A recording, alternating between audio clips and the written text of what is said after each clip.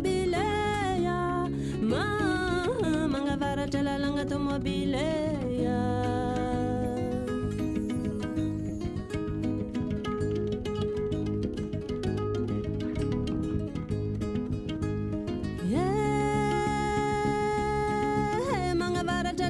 En compagnie de Soraya, responsable du service social.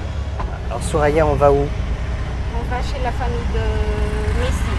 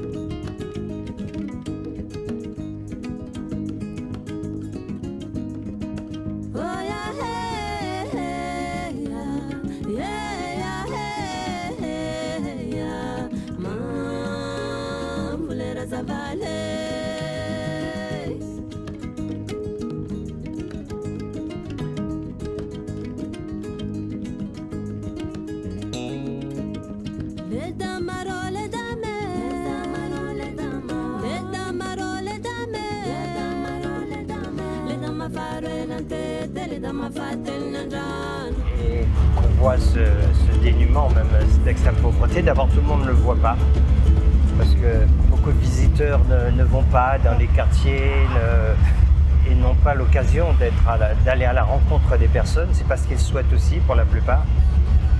Et puis, Malgaches a tendance à se plaindre en fait.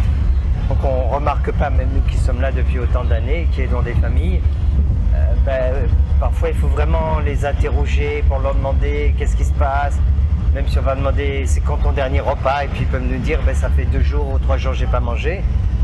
Et donc il n'y a pas ce côté de se plaindre. Et quand des gens on arrive à ce stade, c'est que vraiment c'est extrêmement grave.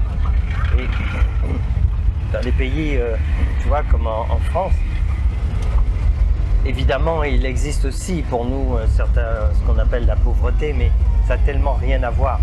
Des gens ici vivent avec 20, 25, 30 euros par mois, une famille avec 50 euros, ça, on est ailleurs. Quand on vit dans une case en tôle, sans eau, sans électricité, qu'au quotidien, c'est se battre pour avoir juste de quoi manger, on n'a pas d'argent pour se soigner, on n'a pas d'argent pour rien d'autre, finalement, c'est difficilement imaginable. Mais quand on côtoie effectivement toutes ces familles, on s'aperçoit que ça touche énormément de personnes. Et puis à la différence en France, tu vois, où on a des services sociaux, alors même s'ils ne sont pas parfaits, mais ils existent. Alors qu'ici, ils n'existent pas en réalité. Donc on n'a personne, en tout cas on n'a pas un service au niveau de l'État des services qui vont nous aider avec des allocations logement, des aides aussi pour se nourrir, etc. Tout ça, ça n'existe pas. Et il y a quelques associations, il n'y en a pas beaucoup, comme la nôtre. Et c'est vrai que souvent quand les parrains et marraines ils viennent sur place, qu'ils réalisent, même avant quand on leur dit, mais ils ne peuvent pas s'imaginer en fait, tant qu'on n'a pas vu cette réalité. Voilà, pas côtoyer les personnes. Et en même temps, comme je disais, avec beaucoup de contrastes, c'est que ce ne sont pas des personnes qui se plaignent.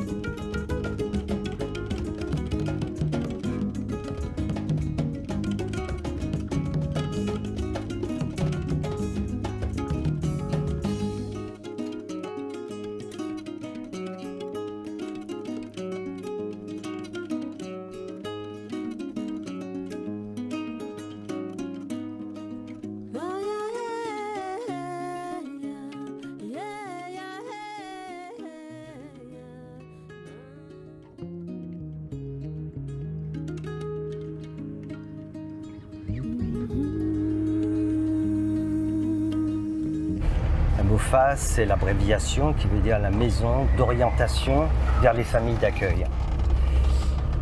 Il y a déjà 11 ans, c'est en 2011 qu'on a créé cette première structure qui avait pour but en fait d'accueillir les enfants victimes de maltraitance, de violence, pour les protéger dans un premier temps.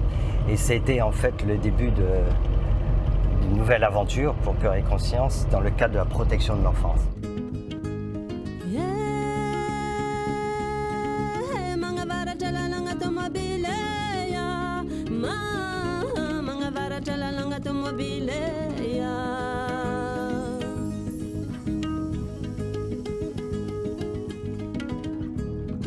Donc le placement à la MOFA se fait en concertation avec les réseaux de la protection de l'enfant, comme la police des mineurs, juge des enfants, les directions de la population, les chefs Ouktani, faisant l'objet par l'ordonnance de placement provisoire délivré par le juge des enfants. Il y a aussi le signalement par les réseaux que j'ai dit tout à l'heure. Et puis, dans un second temps, une fois qu'on évalue la situation de l'enfant, on va pouvoir l'orienter vers une famille d'accueil.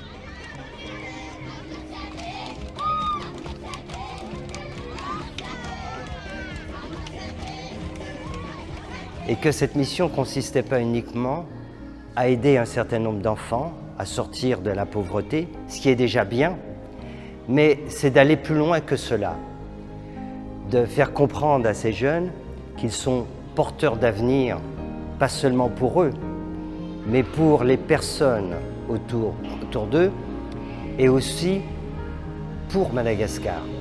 Mais maintenant que vous avez grandi, et que vous êtes cette génération Cœur et Conscience, que vous revendiquez avec le cœur et en conscience d'être cette nouvelle génération, alors je partage cela avec vous. Parce que c'est ça, cette mission, c'est pas seulement la mienne. Maintenant, c'est aussi la vôtre. Et d'ici quelque temps, je vous dirai, maintenant, c'est surtout la vôtre. Vous comprenez ce que je vais vous dire? Car moi, je fais ma part depuis. Quand je dis moi, c'est aussi toutes les personnes qui travaillent avec moi.